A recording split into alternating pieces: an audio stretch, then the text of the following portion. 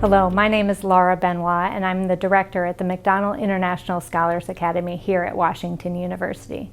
The McDonnell Scholars are a talented group of students from around the world and across disciplines that come to Washington University to learn about leadership, global perspective, and build a huge community of connected students that help us solve big, important global problems.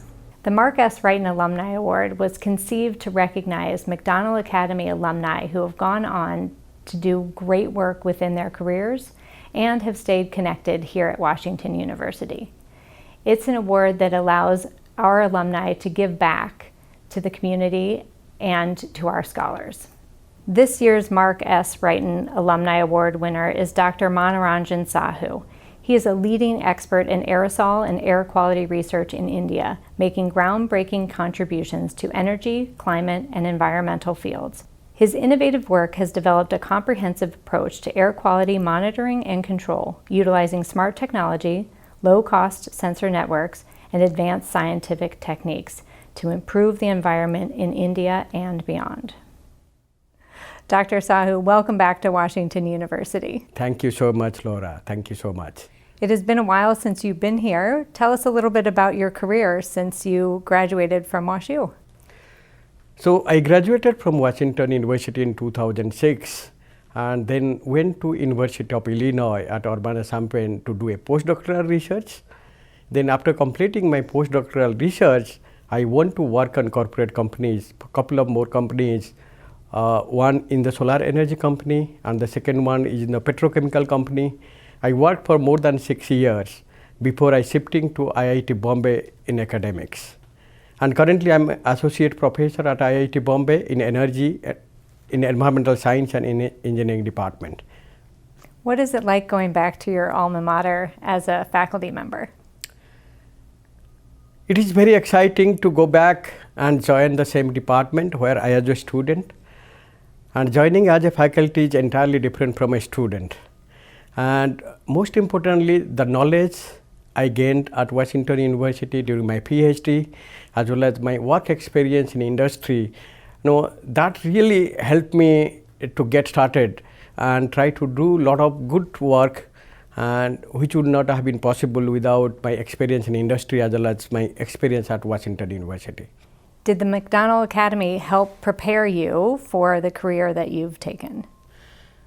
Of course, I think McDonnell Academy has played a very pivotal role in whatever I am doing today. For example, I was part of the academy as well as I was in the energy, environmental and chemical engineering department. So not only as a student in department, I was exposed to a lot of variety of activities at McDonnell Academy. For example, we went to Washington DC, we went to New York, we went to Chicago, and we also met a lot of congressmen and senators at Washington DC, and also we had several leadership activities in the academy.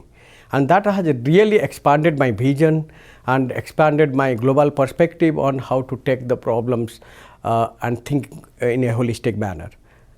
Of course, I know McDonnell Academy has played a very critical role what I am today. I'm glad to hear that. We still go to Washington, D.C., we still go to New York City, and we still have a lot of connections with different leaders for our current students. I'm glad to see that that had an impact for you as well. Thank you. Thank you for this opportunity. How has the Academy's rich set of disciplines and different cultures impacted how you think about your career and your research? You see, Laura, I think in today's world, every problem is pretty much interdisciplinary. So to address an interdisciplinary problem, you need to think a little bit more global perspective and global view. So what the academy provided me is to network and talk to different people coming from different countries, different academic discipline and different cultures. And that helped me to understand a little bit more in a global perspective, how can I learn from all of them and look into the problem a little bit more holistically. And so that always helped me when you look into the problem. Because you are not looking at narrowly, you are trying to understand how you take the how to connect the dots basically from all the different streams and think a little bit in a global sense. One of the areas that we focus on is leadership. How has the McDonnell Academy helped you develop your personal leadership skills and your leadership vision? So my time at McDonnell Academy, as I said, not only we visited Washington DC, New York, also we had the opportunity to interact with a lot of academics as well as corporate leaders, and along with all the ambassadors in the academy. And we came to learn a lot of things from these leaders. They are already very much successful in their own area, and we learn a lot of things from the meetings, also presenting in the global leadership vision. And we are challenged to present something very, very different from our research, and that really helped us to how to understand and how to pass the message in a very effective manner and learn by the feedback from all the leaders, and then we grow as a person. How has the McDonnell Academy expanded your network? I'm sure you still connect with some former faculty in your research. How has the McDonnell Academy kept that network alive for you? Yeah, so being a scholar, I was really exposed to, as I said, many academic leaders as well as corporate leaders, and this really helped me expanded my network. So even after I graduated from Washington University, I was still connected with a lot of faculties at Washington University, and also I have published several collaborative research papers with the faculties here. And my advisor, Professor Biswas, was part of this academy and was ambassador to IIT Bombay. So I was connected and learning a lot about the academy even after I graduated. And to continue that, I think you've been pretty connected to future students that have come to Washington University. Can you tell me a little bit about those connections?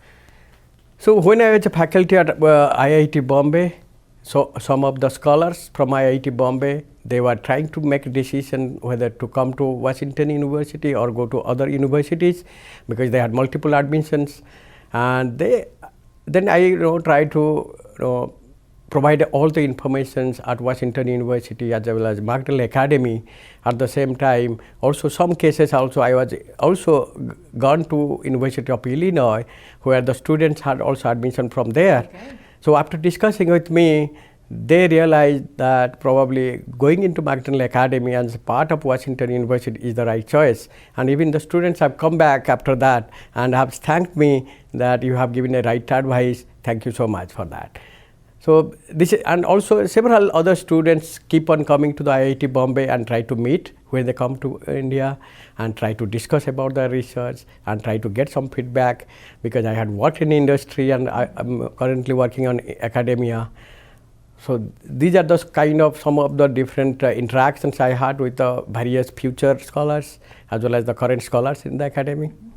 I think that's really great. That ability to stay connected with Washington University is one of the reasons the Mark S. Wrighton Alumni Award was created, and you giving back to those students and helping them as they make a really maybe difficult decision and then maybe the right decision to come to WashU. So we really appreciate that as well. Thank you so much. Thank you so much for that. We frequently challenge our scholars to do something that's out of their comfort zone. And I wondered if you wanted to put a challenge out to the current McDonnell scholars for something that they should do as part of their time here at WashU. Yes, I think as an academy, I think the students as well as alumni are doing great job so far in academia and corporate world. But I think as a community in academy, we should really challenge ourselves to do more things and impact the society in much more better way.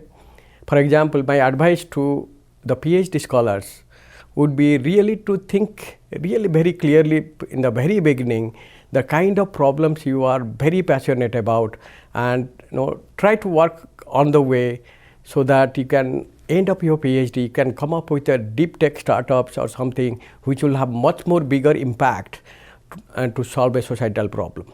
And this will be one of the very important challenges to my fellow scholars as well as the alumni. That's great. I think Putting a challenge out there is always a good thing, and the career advice that you've given them inside of that is find something that you're passionate about and go with that, because that will make you happier in the long run and have a bigger impact in this world. Absolutely. Thank you. Dr. Sahu, tell me a little bit about the research that you're doing and the potential impact it has for the environment and how people live in India and around the world. Thank you for asking that question. I think, so my research area is on aerosol and air quality, particularly currently. So in India, basically, there are a lot of cities are suffering from this bad air quality. So out of more than 20 cities around the world, most polluted cities are from India. So to address this, I am working on various important aspects of the air quality engineering, particularly starting from developing some affordable low-cost sensor strategy, and along with that, I am trying to develop some AI/ML algorithms that can help identify the sources and pollutants in a real-time basis, so that it will help the stakeholders to take real-time decision to address these pollutant sources. And second thing also, my research also try to understand developing various controls technologies. I'm at the forefront of developing technologies so that which can be used to reduce the air pollution and provide the clean air zone. For example, I was leading two important projects, first of a kind in the world, established two large-scale air cleaning systems in Delhi, and which is one of the most polluted city in the world, and helped establish these pilot plants, and which are running for the last 2 years continuously, and it helps in providing clean air zone, which is basically a very much paradigm shift in the thinking about how to tackle the air pollution problem. So you're actually, these pilot devices are cleaning the air in Delhi. Yeah. And how are they doing that? So it is basically, these are the large scale pilot, and which is a capacity around 1000 meter cube per second, and use a large scale fans which suck the polluted air from the top, and then we have a complex arrangement of the filters where the polluted air, the pollutants are trapped, and then it is released to the clean air to the atmosphere. Then based on the propagation, the clean air propagate to different distances from the tower, and then provide the clean air zone. And this was the first of a kind. Nothing was existing in the world, and it was executed during the darkest period of COVID. And this is one of the very big step that was taken, and I was leading these two projects. That's great. I think cleaning up the air is an amazing, thing to tackle. How do we get people to pollute less? That's the next step, right? I think to pollute less, we have to think a little bit about our daily activities, because we generate a lot of pollutants, by the way. So we need to think about our different actions we take every day, and where we should be more conscious and mindful, so that we can reduce this harm to the environment. Right. So all the activities we do, starting from cooking, starting from all different activities inside our home itself, we generate a lot of different pollutants.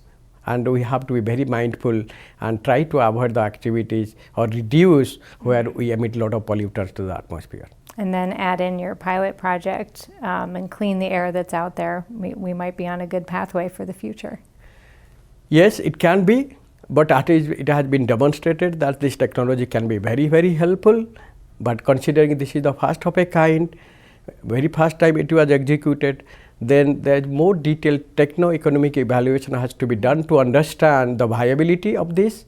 At the same time, we need to think holistically how much impact it is creating in terms of health and a long-term future. Right. Then only we'll be able to see that whether this technology is viable, take it forward and multiply in different cities across the world. Dr. Sahu, you became a McDonnell Scholar in 2006 and have stayed connected with the Academy for a long time. What have you seen change over time, and do you have any recommendations for something we should change for the future? So I think one important thing is the changes has happened because of there is a significant increase in the number of scholars, as well as the partner institutions I have seen. Now we have more than 300 scholars compared to when we came. Our first batch was only 12 students. So it has increased significantly. As I came across also, the academy has expanded to also include the research component to it by providing the seed grant, and this is a very, very welcome step. At the same time, I feel the academy should promote or basically motivate the graduate student to take more risky path as well, as I was saying, entrepreneurial path, so that we can develop an entrepreneurial ecosystem so that the students can take a much bigger role and make a bigger impact in the society. Dr. Sahu, thank you so much for joining us, and congratulations for being this year's Mark S. Wrighton Alumni Award winner. It is a huge compliment to who you are as a person, the impact that you have had both at IIT Bombay in India, as well as staying connected with Washington University. We really thank you for everything you do. Thank you so much, Laura, for inviting, and thank you so much.